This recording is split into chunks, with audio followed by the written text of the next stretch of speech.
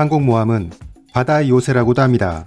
지구상의 70%가 바다이고 거의 모든 바다가 연결되어 있어 서로 왕래가 가능하며 대부분의 인구와 산업시설이 해안가에서 300m 안쪽에 위치하고 있기 때문에 항공모함을 보유한 국가는 상대방 국가에 큰 타격을 가할 수 있습니다. 미국의 라이트 형제가 비행기를 만들어 하늘에 날린 때가 1903년입니다. 이후 사람들은 배 위에서도 비행기를 날릴 수 있는 방법에 대해 연구하게 되고 마침내 1910년 미 해군의 챔버스 대령이 이 발상을 실행에 옮기게 됩니다. 순양함 버밍햄에 25m의 임시 활주대를 설치하고 시범 파일럿 유진 엘리가 함상 이륙에 성공하여 약 4km를 비행한 후 지상에 착륙했습니다.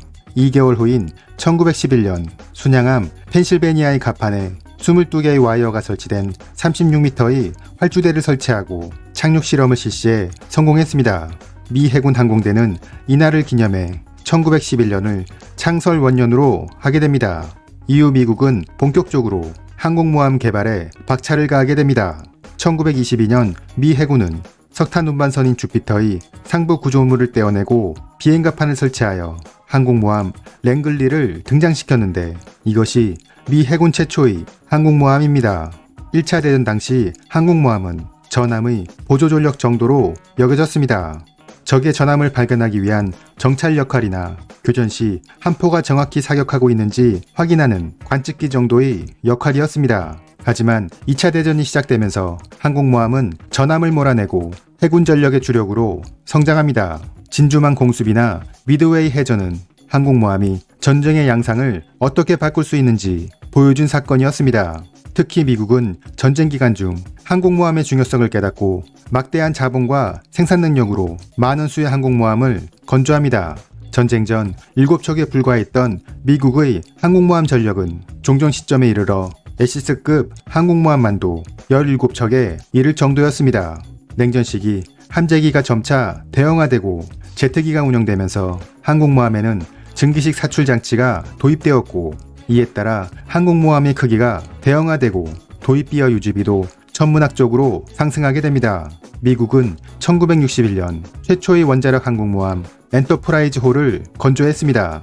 추진체는 가압 수형 원자로 8개를 사용하였고 무려 28만 마력의 힘으로 33노트의 속력을 낼 수 있으며 이로 인해 공간에 대한 여유가 생겼기 때문에 더 많은 함재기 연료와 무장을 탑재할 수 있었습니다. 엔터프라이즈호는 기존 디젤 엔진 항공모함에 비해 월등히 높은 건조 비용이 들었지만 원자력 엔진의 무한한 항속력의 매력을 느낀 미국은 기술을 한 단계 발전시켜 니미츠급 항공모함을 건조하게 됩니다. 엔터프라이즈호가 8개의 원자로를 사용했던 반면 니미츠급은 단 2개의 원자로를 사용하며 공간 활용성을 더욱 높였고 원자로 교체 주기도 기존 3년에서 13년으로 늘렸습니다. 일본함 니미츠는 태평양 전쟁 당시 전쟁 영웅 니미츠 제독의 이름을 땄고 배수량 9만 톤, 전장 332m, 전폭 40m의 80여 대의 함재기를 운용하고 6천여 명의 승조원이 탑승합니다. 4번함 시어도어 루즈벨트는 원자로의 수명을 13년에서 15년으로 증가시켰고 주요 부분에 강도가 높은 장갑판을 장착해 방어력을 향상시켰기 때문에 니미츠급의 2세대 버전으로 불립니다. 6번함 조지 워싱턴은 원자로의 수명을 26년으로 늘려 원자력 기술의 극한을 보여주고 있습니다. 니미츠급의 비행갑판은 축구장 3개 정도의 크기이며 항공기는 갑판에 50여 대, 격납고에 30여 대, 이렇게 80여 대 정도를 탑재할 수 있습니다. 격납고의 높이는 8m이고 이곳에서 함재기의 부품 교체와 정비가 이루어집니다. 기존 키티오쿠급은 122만 갤런의 함재기 연료를 탑재했지만 공간의 활용도가 높은 니미츠급은 300만 갤런의 연료를 탑재하며 무기고에는 각종 무기 3,000톤이 적재되어 있습니다. 아일랜드는 6개의 층이 있으며 4층에는 함대 사령관이 위치하여 항공모함과 함재기, 각종 호위함들을 총괄하여 지휘합니다. 5층은 항해용 함교로 함재기가 이착함하는데 유리하도록 항공모함의 방향을 전환해주는 역할을 하고 6층은 비행관제소로 함재기의 이착함과 유도 등 비행에 관련된 사항들을 통제하는 곳입니다. 니미츠급의 갑판은 앵글드 데크로 되어 있어 함재기의 이착함이 동시에 이루어지며 보통 1분에 한 대씩 발진시킬 수 있지만 비상시에는 30초에 한 대씩 발진시키는 것도 가능합니다. 비행갑판에는 약 400여 명의 요원들이 활동하고 있으며 이들은 입고 있는 옷의 색깔로 각자의 역할을 구분하고 있습니다. 그들의 임무 구분을 살펴보면 노란색은 항공기 이착함 통제, 녹색은 항공기 정비와 발진, 청색은 승강기 조작과 항공기 고정, 보라색은 항공기 연료, 백색은 의무와 안전, 적색은 무기 탄약과 화재 진압, 갈색은 항공기 정비와 보수 등을 담당합니다. 엘리베이터는 총 4기가 있는데 엘리베이터의 중량만 100톤이 넘으며 47톤의 무게까지 견디기 때문에 2대의 함재기를 동시에 실을 수 있습니다.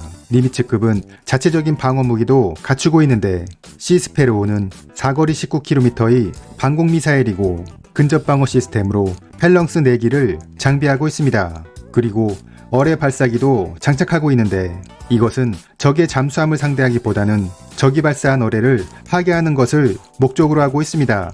니미츠급의 방어 체계가 다른 전투함들에 비해 빈약한 것으로 보일 수도 있지만 그것은 다수의 함정들이 항공모함을 호위해주고 있기 때문에 이로 인해 항공모함은 함재기를 더 많이 탑재하고 공격력을 증대시키는데 집중하고 있습니다. 니미츠급을 중심으로 한 함대는 항공모함 1척, 원자력 잠수함 3척, 이지스 순양함 3척, 이지스 구축함 4척, 고속전투지원함 1척으로 구성되어 있습니다. 니미츠급이 보유한 함재기로는 FA-18 전투기 52대, 그라울러 전자공격기 4대, 호크아이 조기 경보기 4대, 시오크 대자멜기 7대, 그레이하운드 수송기 2대 등이 있습니다.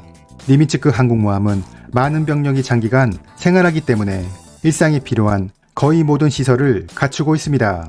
여러 개의 식당과 방송국, 우체국, 병원, 헬스장, 도서관 등을 갖추고 있어 바다 위 도시라고 할 수 있습니다. 함내에는 치과의사 5명 등 총 11명의 군의관이 있으며 53개의 병상이 마련되어 있습니다. 6,000명의 승무원이 70일간 먹을 수 있는 식량을 탑재하고 있고 승무원들이 하루 동안 소비하는 계란이 2,100개, 물이 1,500톤, 세탁량은 2,500km입니다. 함내에는 TV가 3,000대 이상, 전화기는 2,500대 이상이 설치되어 있습니다. 니미츠급 항공모함이 실전에 참여하여 큰 역할을 했던 곳은 1991년에 벌어진 걸프전쟁입니다. 당시 페르시안만의 미국 항공모함 전단들은 이라크를 대대적으로 폭격하여 후세인 정권의 이라크군을 초토화시켰습니다. 걸프전이 세계 전쟁사에서 유례가 드물게 다국적군의 일방적인 승리로 끝낼 수 있었던 데에는 미국 항모전단의 역할이 매우 컸기 때문입니다. 지난 2017년 북핵 위기 당시 미국의 항모전단 3개 함대가 동시에 서태평양에 진출하여 연합훈련을 한 적이 있었습니다. 3개 함대로 이루어진 연합함대의 함재기만 200여 대가 넘기 때문에 이들이 훈련을 하는 척 하다가 북한을 기습 공격할 수도 있어 북한으로서는 미국 항공모함의 움직임에 매우 민감할 수밖에 없습니다. 니미츠급 항공모함은 1번 니미츠함부터 10번 조지부시함까지 총 10척이 건조되었으며 2009년에 취역한 10번함은 2059년까지 운영될 예정입니다. 미국은 니미츠급 항공모함의 후속으로 포드급 항공모함을 건조하여 취역시켰습니다. 포드급은 2017년 취역한 1번함을 시작으로 총 10척이 건조될 예정이며 새롭게 개발된 원자로를 사용해 출력을 대폭 향상시켰고 증기식 캐터펄트 대신 전자기식 캐터펄트를 장착합니다. 자동화 장비를 대거 도입하여 니미츠급의 6,000명보다 적은 4,600명의 승조원만으로 운용이 가능하며 착함 장치의 설계를 변경해 충격을 줄이는 등 새로운 기술이 적용되었습니다. 미국의 니미츠급 항공모함은 그 존재만으로도 상대 국가에 큰 위협이 되기 때문에 이들의 움직임에 전 세계가 주목하고 있으며 앞으로도 미국의 힘을 보여주어야 할 곳에 가장 먼저 투입될 무기 체계가 될 것입니다. 이상으로 니미츠급 항공모함이었습니다.